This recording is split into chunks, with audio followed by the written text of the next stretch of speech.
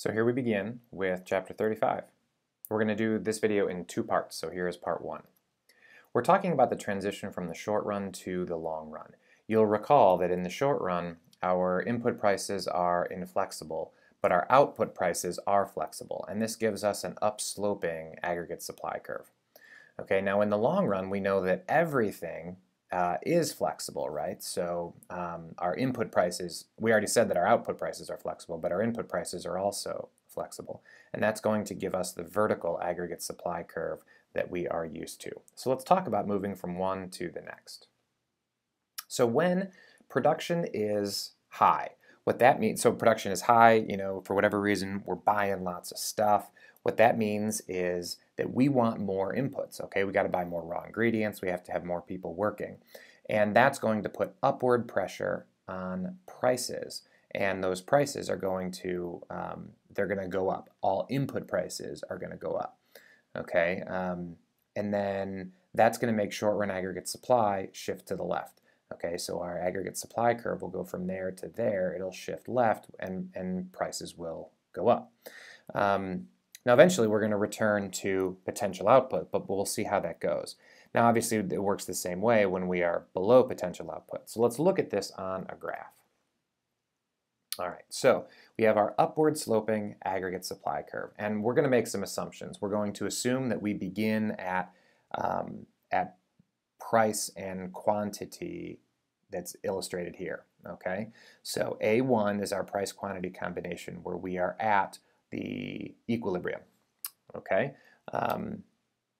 Now, when we have a higher demand for stuff, okay, so you can imagine that there will be, and we haven't quite learned this yet, oops, I missed there, but you've got aggregate demand curves, right? And when aggregate demand shifts to the right, then that's what puts this upward pressure, okay? So our price rises from P1 to P2, and that's no big surprise. The question now, though, is how do we make this additional quantity beyond the full employment quantity? Well, obviously, we're going below the natural rate of unemployment. We are overusing our stuff, okay? And those rising prices will then have an impact. The impact that the rising prices have is a leftward shift of aggregate supply.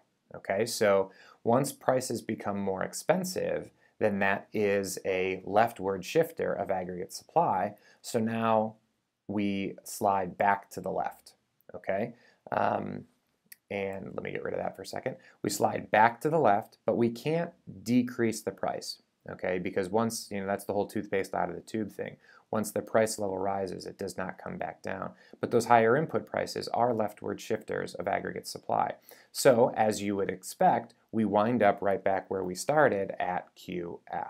Okay, so this A2 is just a temporary situation.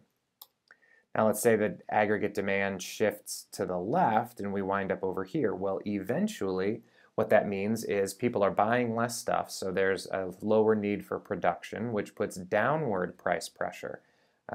And lower prices then ultimately cause a rightward shift of aggregate supply. So in that situation, we wind up again back at the quantity of full employment that we would expect, but at a new lower price level. Okay, and this can happen in the long run because in the long run, everything is flexible. In the short run, we have some stickiness, right? But in the long run, it does work out that way. The question, of course, is how long does it take to get in the long run and how willing to deal with some of the hardships are we?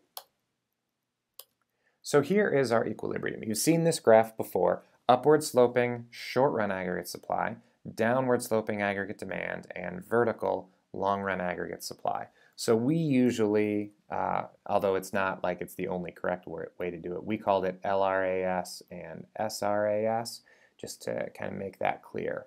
Okay, so now with demand in here, we'll kind of see how it looks under circumstances of demand pull inflation. And this is what I was walking you through. Now we're just going to give it a name and a reason. So when aggregate demand shifts to the right, that's going to cause price level to rise, which definitionally is an example of demand pull inflation. So that new higher price level then shifts aggregate supply backward, and we wind up at the new higher price level, but still at full employment. Okay, so this is a prettier graphic example of what I was discussing before. This one's pretty simple, and this is the reason that demand pull inflation hasn't been a big problem in the last little while, because it is pretty easy to control through either monetary or fiscal policy. We know what our tools are. If we want to attack it from a fiscal direction, we can raise taxes, we can decrease government spending or decrease transfers. From a monetary policy perspective, all we have to do is shrink the money supply, which we typically do through the FOMC, and selling bonds to the public, which then gives the public assets and takes money out of the system. Cost push inflation is a little bit more complicated. Remember that cost push inflation comes from some leftward pressure on aggregate supply. So maybe this is a rise in input prices because of energy prices or tariffs and trade wars and things like that. So that's going to drop our production below full employment. Okay, so this of course is the big problem, because this new quantity is lower. Okay, and that starts to look like a recession. I mean, it's sort of definitionally what a recession is. So typically what the government will do is some sort of expansionary monetary or fiscal policy in order to stimulate aggregate demand back to the right. The problem with that, of course, is the act of curing the cost push inflation winds up causing more inflation. So yes, we are back at full employment, which is where we want to be, but you can see how dramatically the price level has risen. So the choice is do nothing and potentially deal with an extended recession until whatever caused this initial shift changes, or deal with higher inflation. Okay, now a recession obviously is difficult too. This happens when aggregate demand shifts to the left. Okay, so we go down to point B and now we have to somehow fix it. Okay, and typically the method is to try and stimulate aggregate demand back up. If we don't do that, then what will eventually happen is these new lower prices, lower input prices, lower output prices, will both just become rightward factor shifters, rightward movement for aggregate supply. And in that situation, we will eventually see some resolution, but now we see it during long periods of deflation. And of course, the amount of time that it takes for this to happen can be pretty painful. Okay, so this is, what really was kind of happening in the Great Depression. We wound up here because of a leftward shift in aggregate demand, and there's a lot of reasons for that. And then we were just trying to wait and eventually hope that this would happen, which of course it did, sort of, but then we had the double dip section of the Great Depression, and eventually we wound up spending our way out of it. At least that's what most economic historians would say. So, through the extended aggregate supply and aggregate demand model, we can explain ongoing inflation. So I've talked about the threat of deflation and how people really try to avoid deflation. What we try to do is make sure that as aggregate supply increases, because aggregate supply is sort of always increasing, right? We have more people who are able to make more stuff more efficiently, and that's always pushing that is always pushing aggregate supply to the right. So there's short-run aggregate supply and then long-run aggregate supply. Both are getting pushed to the right. So what we do is try and have the money supply increase so that aggregate demand shifts just a little bit more than aggregate supply.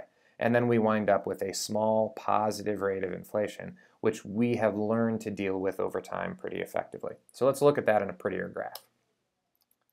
So here's our production possibilities curve, right where we are today. We know, though, that there's going to be increases in both consumer and capital goods, and we know that if we favor capital goods, then we'll have expansion of long-run aggregate supply more quickly. But this is what's really important. Real GDP over time rises as long-run aggregate supply shifts to the right. So what we have is, today a situation like this. then technology increases, human productivity increases, education increases, etc. All of these are rightward drivers of both short-run and long-run aggregate supply. So what then happens is if aggregate demand remained constant, okay, so let's say this doesn't happen. If aggregate demand remains constant, then our price level goes all the way down here, massive amounts of deflation, and that would be hugely problematic to our economy. So instead, what we do is expand the money supply, and as long as we have money to expand from both an asset demand and transactional demand perspective, then aggregate demand can shift to the right faster than aggregate supply shifted to the right. We wind up with small increases in price level, but massive increases in stuff, in real GDP. And if what we care about is increases in stuff, which is an imperfect measure of quality of life, but it's one measure of quality of life improvement, then we can call this at least a partial victory. All right. So remember what the Fed has always been trying to do: low inflation and low unemployment. Those are the major goals. And then obviously the third act of the element of the Employment Act in 1946, excuse me, was full production. So we're going to begin with a discussion of whether or not these things are trade-offs next time. So we'll come back there with the second part of the Chapter 35 video. Thanks, guys. Bye-bye.